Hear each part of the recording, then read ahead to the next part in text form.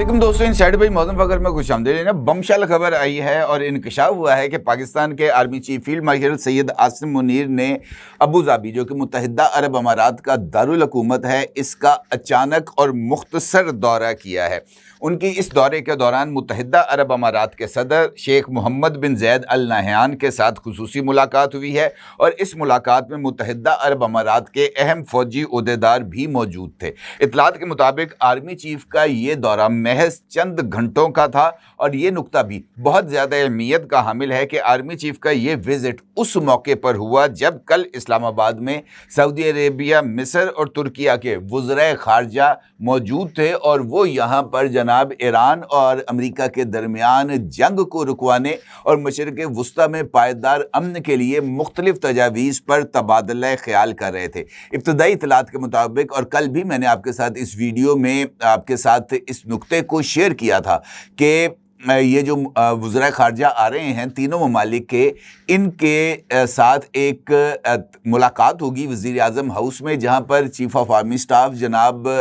Field marshal Syed Asim Munir शिरकत करेंगे और वहाँ पर उनको अब तक की जो पेशरफ्त है उसके ऊपर ब्रीफिंग भी दी जाएगी। लेकिन कल ये जो मुलाकात है वज़ीर आज़म हाउस में वो हुई तो ज़रूर। जनाब जो सऊदी अरेबिया के वज़ीर ख़ारजा थे उनके साथ एक अलग एक्सक्लूसिव सिटिंग हुई वज़ीर आज़म की, जबकि तुर्किया और मिस्र के वज़राए ख़ारजा के साथ अलग मुलाकात हुई वज़ीर आज़म की। और इन मुलाकातों में जो फील्ड मार्शल हैं पाकिस्तान के, उन्होंने शिरकत नहीं की क्योंकि वो इस मौके पर अबू धाबी में मौजूद थे और वो वहाँ पर मुत्तहिदा अरब अमारात के सदर से मुलाकात कर रहे थे। इन मुलाकातों में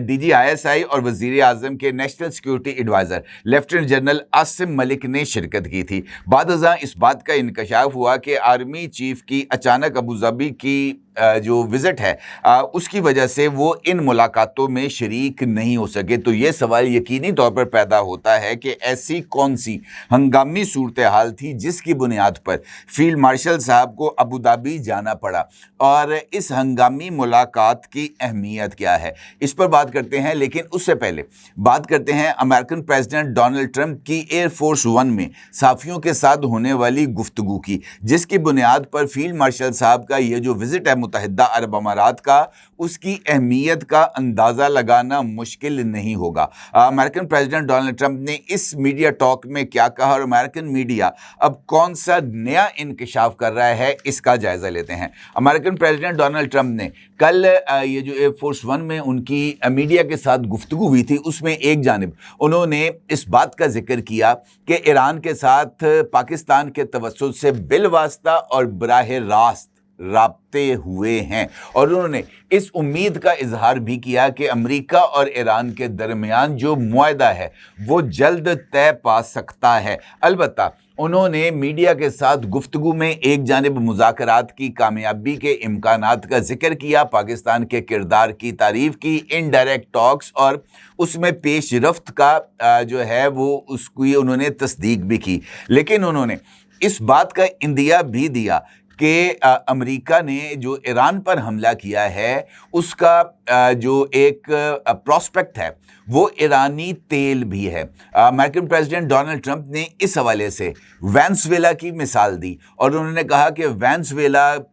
से जब उन्होंने प्रेसिडेंट मदुरो को किडनैप किया था तो उसके बाद से वेनेज़ुएलियन ऑयल के ऊपर अब अमेरिकन कंट्रोल है और उन्होंने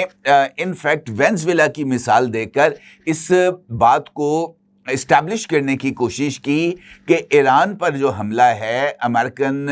एडमिनिस्ट्रेशन का और अमेरिकी फ़ौज का, उसमें भी जो बुनियादी नुक्ता है वो ईरान के तेल के ज़खायर पर कब्ज़ा है। अब अमेरिकन प्रेसिडेंट डोनाल्ड ट्रंप ने पहली मर्तबा ईरानी तेल के ऊपर नज़र रखने या ईरानी तेल पर कब्ज़ा करने का इंदिया दिया है। और अगर हम गौर करें तो ये जो दोनों वाक़यात हैं वेनेज़ुएला के और ईरान के तेल के ज़खायर, ये बुनियादी तौर पर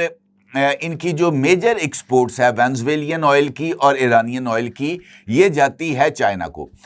ईरान से जितना भी ऑयल निकलता है उसका तकरीबन 90% एक्सपोर्ट किया जाता है चाइना को। इसी तरीके से वेनेज़ुएलियन ऑयल की भी जो सबसे ज़्यादा एक्सपोर्ट है वो चाइना को जाती है। तो इनफैक्ट वेनेज़ुएला और ईरान दोनों पर हमले करने के बाद یہ جو صورتحال سامنے آ رہی ہے وہ انفیکٹ چائنا کی آئل سپلائی لائن کو ڈسٹرب کرنے کی ایک واضح کوشش ہے، اور اس کوشش کے ذریعے امریکہ جو ہے وہ چائنا کو اپنے دباؤ میں لانا چاہتا ہے، اور یہی وجہ ہے کہ امریکن پریزیڈنٹ ڈونلڈ ٹرمپ کا جو چائنا کا وزٹ تھا اس کو مؤخر کیا گیا، اب وہ مئی میں ہوگا، اور امریکن پریزیڈنٹ ڈونلڈ ٹرمپ مئی میں چائنا جانے سے پہلے چائنا کے ساتھ ہونے والی گفتگو میں اپنی بارگیننگ پوزیشن کو زیادہ مستحکم کرنا چاہتے ہیں۔ یہ اس کا ایک نقطہ ہے، اور اسی پرسپیکٹو میں امریکن پریزیڈنٹ ڈونلڈ ٹرمپ نے ایران کی جو آئل ایکسپورٹ ہے اس کو کنٹرول کرنے والا جو جزیرہ ہے خارگ، اس کے اوپر قبضے کا اندیا بھی دیا، اور یہ جو اندیا ہے انفیکٹ وہ ان تمام رپورٹس کی تصدیق کرتا ہے جو اس سے پہلے انٹرنیشنل میڈیا کے ذریعے سامنے بھی آئی ہیں، اور اس پلیٹ فارم سے ان تمام تفصیلات کو میں نے آپ کے ساتھ شیئر بھی کیا ہے۔ امریکن پریزیڈنٹ ڈونلڈ ٹرمپ کا واضح طور پر یہ کہنا تھا کہ امریکہ ایران کا تیل حاصل کرنا چاہتا ہے اور ایران کے مرکزی برآمدی مرکز خارگ جزیرے پر کنٹرول بھی کرنا چاہتا ہے۔ اس کے ساتھ ساتھ امریکن پریزیڈنٹ ڈونلڈ ٹرمپ نے واضح طور پر اس بات کا اظہار بھی کیا ہے اپنی گفتگو میں کہ یہ جو تیل ہے ایران کا، اس سے 10 جو بوٹس ہیں وہ ان کو مل چکی ہیں، اور ساتھ انہوں نے اس بات کا بھی ذکر کیا کہ مزید بوٹس بھی آ رہی ہیں۔ ٹرمپ کا یہ کہنا تھا کہ مذاکرات میں بہت اچھا کام کیا جا رہا ہے، لیکن آپ ایران پر اعتماد نہیں کر سکتے، ہم ان سے بات چیت کرتے ہیں مگر ساتھ انہیں نشانہ بھی بنانا پڑتا ہے، چاہے B-2 بمبارڈ طیاروں کے ذریعے ہو یا جوہری معاہدے کے خاتمے کے ذریعے۔ اس کا مطلب یہ ہے کہ امریکن پریزیڈنٹ ڈونلڈ ٹرمپ نے کیرٹ اینڈ سٹک پالیسی دونوں کا باضابطہ طور پر اس کو تسلیم کر لیا ہے۔ اب ایک جانب انہوں نے یہ جو ہے ایئر فورس 1 میں میڈیا کے ساتھ گفتگو کی ہے، اور اس کے ساتھ ساتھ امریکن پریزیڈنٹ ڈونلڈ ٹرمپ نے برطانوی جو اخبار ہے فائنینشیل ٹائمز، اس کو بھی ایک انٹرویو دیا ہے، اور اس انٹرویو میں بھی انہوں نے خارگ جزیرے اور ایران کے جو آئل ریزروائرز ہیں اس پر قبضے کا ذکر بھی کیا۔ فائنینشیل ٹائمز سے گفتگو کرتے ہوئے امریکن پریزیڈنٹ کا کہنا تھا کہ سچ پوچھیں تو میری ترجیح یہ ہوگی کہ ایران کا تیل لے لیا جائے، لیکن امریکہ میں کچھ لوگ کہتے ہیں کہ آپ ایسا کیوں کر رہے ہیں؟ وہ تمام لوگ جو اس معاملے پر سوال اٹھا رہے ہیں وہ بیوقوف ہیں۔ ان کا یہ کہنا تھا کہ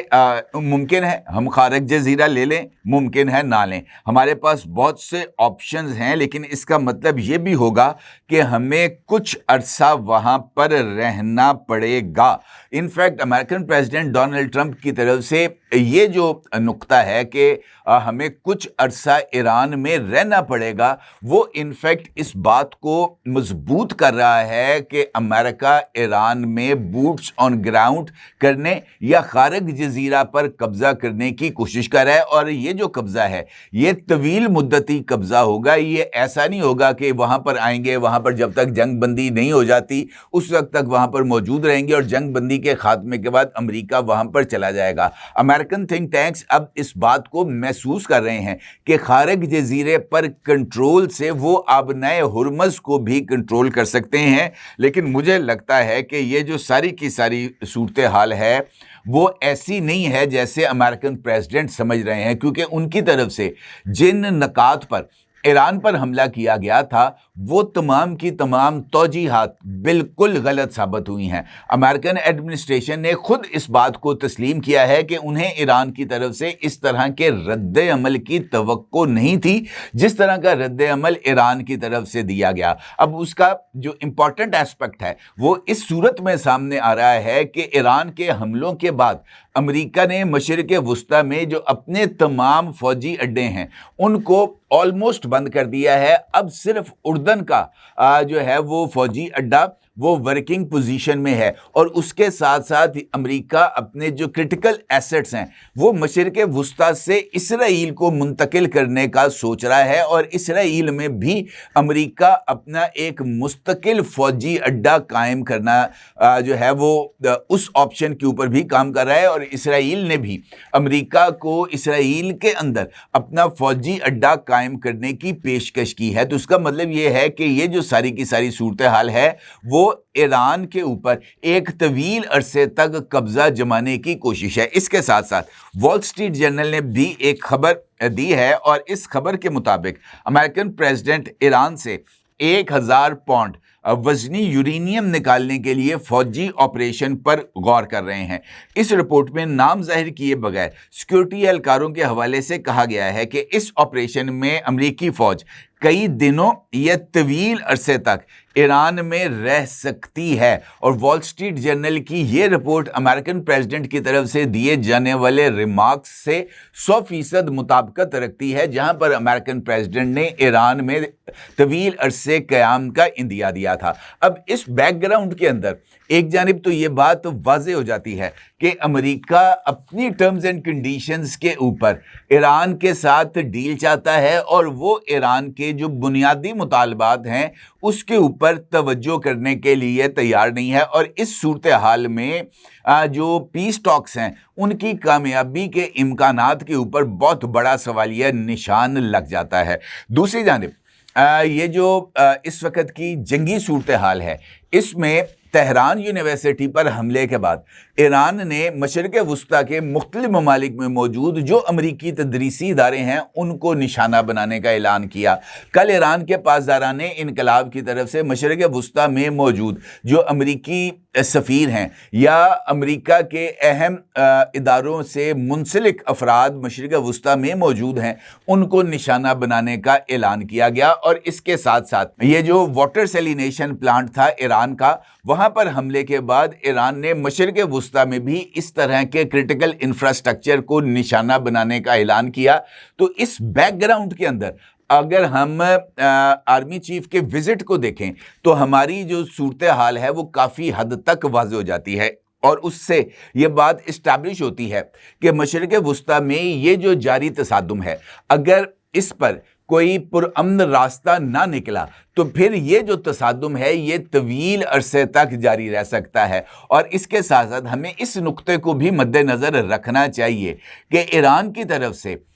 جو سب سے زیادہ اٹیکس کیے گئے ہیں اسرائیل کے ساتھ وہ متحدہ عرب امارات ہے۔ ایران نے جتنے میزائل اسرائیل پر برسائے ہیں اتنے ہی میزائل جو ہیں وہ کم و بیش متحدہ عرب امارات پر برسائے ہیں۔ جتنے ڈرونز اس نے اسرائیل کی طرف چھوڑے ہیں اتنے ہی ڈرونز متحدہ عرب امارات آئے ہیں۔ لہٰذا اسرائیل کے بعد جو عرب ملک سب سے زیادہ ایرانی جنگ سے متاثر ہوا ہے وہ متحدہ عرب امارات ہے۔ لہٰذا اس پیس پروسیس کے اندر متحدہ عرب امارات کے ایشوز کو ایڈریس کرنا میرا خیال ہے یہ سب سے امپورٹنٹ ایسپیکٹ تھا، اور اسی جو ایشو ہے اس ایسپیکٹ کو ایڈریس کرنے کے لیے فیلڈ مارشل سید عاصم منیر نے متحدہ عرب امارات کا وزٹ کیا۔ وہ ابوظہبی گئے اور وہاں پر انہوں نے ابوظہبی کے یہ جو امیر ہیں اور جو متحدہ عرب امارات کے پریزیڈنٹ ہیں شیخ محمد بن زید ال نہیان ان کے ساتھ ملاقات کی ہے۔ اب اگر ہم اس ملاقات کی اہمیت دیکھیں تو انفیکٹ اس کا بنیادی مقصد ایران اور یو اے ای کے درمیان ممکنہ جنگ کو روکنا ہے، کیونکہ اس وقت متحدہ عرب امارات اور ایران کے درمیان براہ راست فوجی تصادم کا شدید خطرہ پیدا ہو چکا ہے، اور خاص طور پر اگر خارق جزیرے کے اوپر امریکہ حملہ کرتا ہے یا اس پر قبضہ کرتا ہے تو ایران کی طرف سے متحدہ عرب امارات، کویت اور بحرین کے یہ جو کوسٹل بیلٹس ہیں ان کے اوپر قبضہ کرنے کا اعلان کیا جا چکا ہے، اور اس کے ساتھ ساتھ متحدہ عرب امارات کا آلریڈی ایران کے ساتھ 3 جزائر کے اوپر تنازع چل رہا ہے، اور یہ تنازع 1971 سے چل رہا ہے۔ لہٰذا متحدہ عرب امارات اس وقت ایران کے حوالے سے سخت ریزرویشنز بھی رکھتا ہے، اور وہ ایران کو سخت جواب دینے کا قائل بھی ہے، اور اسی نقطہ نظر سے یہ ملاقات سامنے آئی ہے، اور پاکستان کی یہ کوشش ہے کہ ایک ماسٹر سٹروک کے ذریعے اس جنگ کو رکوایا جائے تاکہ پورا خطہ آگ کی لپیٹ میں نہ آ جائے۔ اس کے ساتھ ساتھ یقینی طور پر متحدہ عرب امارات اگر یہ جنگ بند ہوتی ہے یا امریکہ کے بوٹس آن گراؤنڈ کے بعد اس میں شدت آتی ہے تو متحدہ عرب امارات اس सूरत-हाल में अपने लिए कुछ सिक्योरिटी गारंटीज भी चाहता होगा। और जिस तरीके से पाकिस्तान और सऊदी अरेबिया के दरमियान दिफाई मुआहदा मौजूद है, जिसकी वजह से ईरान ने सऊदी अरब के हवाले से, वो पंजाबी में कहता ना, पायन हाथ हौला रखा, तो हाथ नरम रखा हुआ है, वैसा ही कुछ मुत्तहिदा अरब अमारात को भी दरकार हो सकता है। और ये दौरा मुमकिना पीस निगोशिएशंस में मुत्तहिदा अरब अमारात को सिक्योरिटी गारंटीज फराहम करने के हवाले से भी अहम होगा। इसके साथ साथ अमेरिका और ईरान के दरमियान जिस तरह सालिसी की कोशिश चल रही हैं, उसी तरह अमेरिका और ईरान के साथ मुज़ाकरात में यूएई को इनडायरेक्टली शामिल करना, पाकिस्तान इस मामले में उनको ना सिर्फ लूप में रखना चाहता है बल्कि वाज़ेह तौर पर उनके सामने एक हकीकी पिक्चर को भी रखना चाहता है, जिससे उन्हें इस तनाज़े के अगर जारी रहता है तो उसके शदीद तरीन असरात से आगाह भी किया जा सके, और अगर ये तनाज़ा ख़त्म होता है तो उसमें मुत्तहिदा अरब अमारात के लिए भी एक विन विन सिचुएशन को क्रिएट करना। मुझे ऐसे लगता है कि इस वक्त जो सिचुएशन डेवलप हो रही है, वहाँ पर एक जानिब field marshal Syed Asim Munir IRGC के साथ, इसी तरीके से field marshal Syed Asim Munir America के साथ, और ये जो मिडिल ईस्ट कंट्रीज़ हैं उनके साथ मुसलसल राब्ते में रहते हुए इस ब्रिज को जो पीस और जंग के दरमियान मौजूद है उसको बिल्ड करने की कोशिश कर रहे हैं। और इसी पर्सपेक्टिव के अंदर ये जो दौरा है, इसको हम एक महज रस्मी मुलाकात नहीं बल्कि मशरिक़ वुस्ता को एक बड़ी तबाही से बचाने की एक बड़ी और सफारती कोशिश करार दे सकते हैं, जो मेरे नज़दीक अहमियत की हामिल है। और देखना यह है कि पाकिस्तान की तरफ से मिडिल ईस्ट को इस बड़ी तबाही से बचाने की जो कोशिशें की जा रही हैं, वो कोशिशें किस हद तक कामयाब होंगी, क्योंकि इसका सारा दारोमदार अमेरिका और ईरान पर है, ख़ास तौर पर अमेरिका पर है। और अमेरिका अगर इस मामले में लचक दिखाएगा तभी इस अमन मुआहदे के कामयाबी के इम्कानात हैं, अदरवाइज़ ये अमन अमल भी डीरेल हो सकता है और उसके बाद जो तबाही है वो महज मशरिक़ वुस्ता तक महदूद नहीं रहेगी, बल्कि इसके असरात पूरी दुनिया तक महसूस किए जाएंगे। अपनी जगह ज़रूर इज़हार कीजिएगा। आपको बहुत शुक्रिया। अल्लाह हाफ़िज़।